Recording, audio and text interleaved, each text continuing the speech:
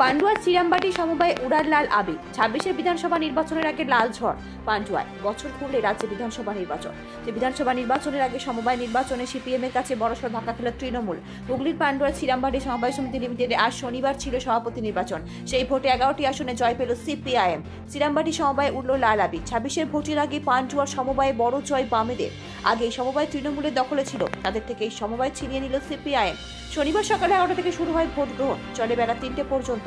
দুপুর 3:30 থেকে শুরু হয় ভোট গণনা শুরু থেকেই বাম সমর্থিত প্রার্থীরা বিপুল ভোটে এগিয়ে যেতে থাকে। সমবায়ের মোট 12টি আসনের মধ্যে বামের 11টি আসনে জয়লাভ করে, 1টি আসনে জয়লাভ করে তৃণমূল। 6টি আসনে বিজেপি প্রার্থী দিলেও একটিও আসন পায়নি তারা।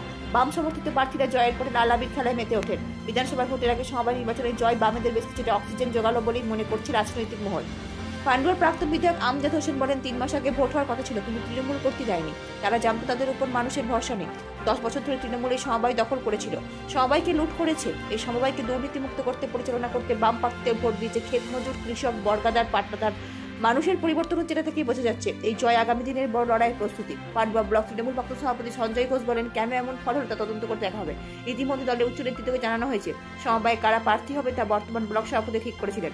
কোথাও সমন্বয়ের অভাবে আছে তা নিয়ে দলে আলোচনা হবে। মুখ্যমন্ত্রী এত উন্নয়নের কাজ সত্ত্বেও মানুষ কেন মুখ ফিরিয়ে নিল তা দেখতে হবে।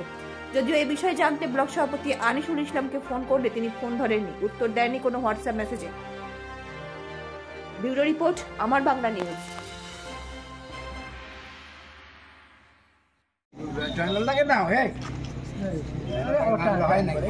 শ্রীরামবাটি সোসাইটির আজ নির্বাচন ছিল। এই নির্বাচন আজ থেকে 3 মাস আগে হওয়ার কথা ছিল। তৃণমূল কংগ্রেস বুঝতে পেরেছিল যে এলাকার মানুষের মনের পরিবর্তন হয়েছে গোটা বাংলা জুড়ে, গোটা পান্ডুয়া থানা জুড়ে। শ্রীরামবাটি সমবায়কে কেন্দ্র করে যে গ্রামগুলো আছে সেখানকার মানুষ নানা রকম টাল বাহানা ছল চতুরি করে এই নির্বাচনকে পিছিয়ে তারা এই সব পুজোর মধ্যে আজকে তারা ডেট করেছিল। কিন্তু এলাকার মানুষ, গরিব কৃষক, ক্ষুদ্র কৃষক, ক্ষেত মজুর, বর্গাদার, পাট্টাদার, তারা নিজেদের মনকে তৈরি করেছে যে এই সমবায়ে যে তৃণমূল কংগ্রেস দখল করেছিল, যে গত 10 বছর ধরে কোনো নির্বাচন না করে দখল করে বসেছিল, তারা লুট করেছে সমবায়টাকে।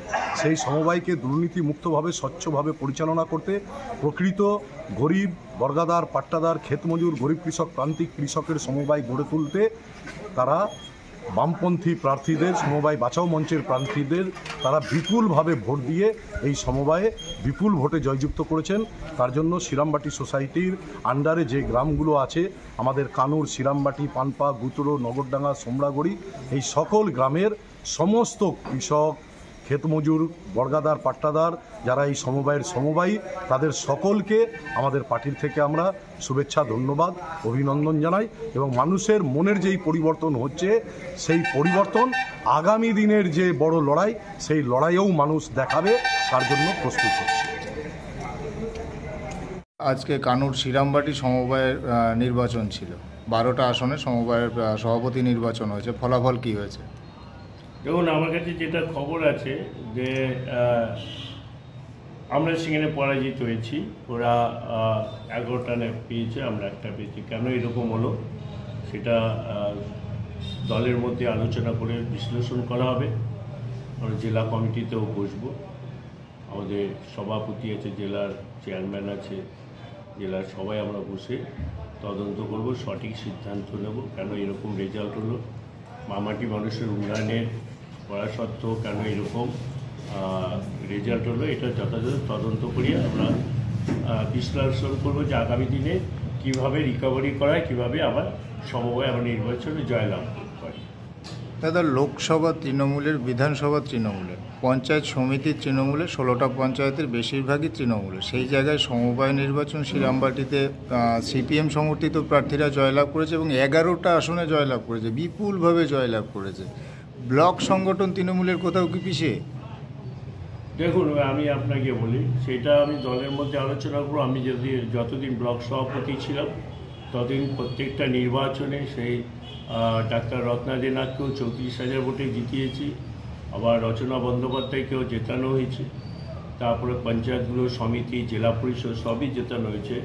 তারপরে সভাপতি যিনি দায়িত্বে আছেন, সেটা কেন এরকম রেজাল্ট হলো সেটা দলের অভ্যন্তরীণ বিষয় আমরা নিজেরা, সব জেলার নেতৃত্ব আছে, বসে আলোচনা করব কেন ফল খারাপ হলো এই বাজারে বা এই উন্নয়নের 72টা প্রকল্প যে উন্নয়ন 73টা দেওয়া সত্ত্বেও কেন এরকম রেজাল্ট হলো সেটা বিশ্লেষণ করে আমরা দেখব। সিপিএমের বিরুদ্ধে কোনো অভিযোগ এই নির্বাচন নিয়ে? না, দেখুন ব্যাপারটা হয়ে গেছে, আমরা যখন সুষ্ঠুভাবে নির্বাচন আমরা জয়লাভ করি সেখানে সিপিএম বা বিরোধীরা বলে যে কারচুপি করছে, গুন্ডাগিরি করছে, দাদাগিরি করছে, মস্তানি করছে। সেটা ওদের বিষয়ে কিছু বলবো না। আমি যেরকম আছি, আমরা যেরকম যে আমরা বিশ্লেষণ করব, কেন দাদাগিরি হলো, ওই প্রশাসন ছিল, সবাই ছিল, ফল হচ্ছে দাদাগিরি মস্তানির ব্যাপারে কিছু বলবো। 26শে বিধানসভা নির্বাচন, তাতে করে এই সমবায় নির্বাচন, এতে করে কি সিপিএমের কর্মীদের আলাদা কোনো চার্জ দিচ্ছে? দেখুন, একটা কথা বলি, আমি যেহেতু 365 দিন পার্টিটা করি, আমি যদি মনে করি দল যদি দায়িত্ব যেই প্রার্থী দিই, একটা দুটো সমবায় চলে গেছে কোনো যায় আসে না, কিন্তু দল দায়িত্ব দিলে আমি এই পান্ডুয়া বিধানসভা আগেও বলেছি, এখনও বলছি, এবার 2026-এ সিপিএম বিজেপি যারা ঐক্যবদ্ধ হয়ে যদি প্রার্থী দেয় একজোটে, ওরা সেখানে তৃণমূল কংগ্রেস, মমতা বন্দ্যোপাধ্যায়, অভিষেক বন্দ্যোপাধ্যায় যাকে নির্বাচিত করবেন এই পান্ডুয়া ব্লকে, আমি দায়িত্ব নিয়ে বলছি 50-এর ঊর্ধ্বে আমরা জেতাবো পান্ডুয়া বিধানসভা। এটাই কোনো এফেক্ট হবে না। 50,000 ভোটে জেতাও, এর হতে এর ঊর্ধ্বেও যেতে পারে, কারণ দলটা আমি তো করি মানুষের সঙ্গে সবসময় যোগাযোগ আছে, মানুষের পরিষেবা দেয় 24 ঘন্টায়। আমি জানি 2-1টা সময় চলে গেছে, সেটা আক্ষেপ করার কোনো কিছু নয়, কিন্তু কেন গেল সেইটা দলের অভ্যন্তরের মধ্যে আলোচনা করে সেটা বিশ্লেষণ করব কেন সময়টা হাতছাড়া হলো। দারুণ খবর, দারুণ খবর, দারুণ খবর। এবারে শারদিয়ার নতুন বাইক বা স্কুটারের খোঁজ করছেন? তাহলে আর দেরি কিসের? আজই আসুন পান্ডুয়া 23 বছরের অভিজ্ঞতা সম্পন্ন automobile showroom new JS auto. এখানে প্রতিটি বাইক বা স্কুটার কিনতে পাবেন ISI মার্কা হেলমেট, পেট্রোল, বাইক ইন্স্যুরেন্স, একটি গিফট ও আকর্ষণীয় ক্যাশব্যাক। এছাড়াও মাত্র 9,999 টাকা ডাউন পেমেন্ট ও মাসে 1,500 কিস্তিতে নিয়ে যান আপনার স্বপ্নের বাইক বা স্কুটি। শুধু তাই নয়, বাইক এক্সচেঞ্জ করলেও পাবেন সর্বোচ্চ দাম ও সাথে দারুণ উপহার।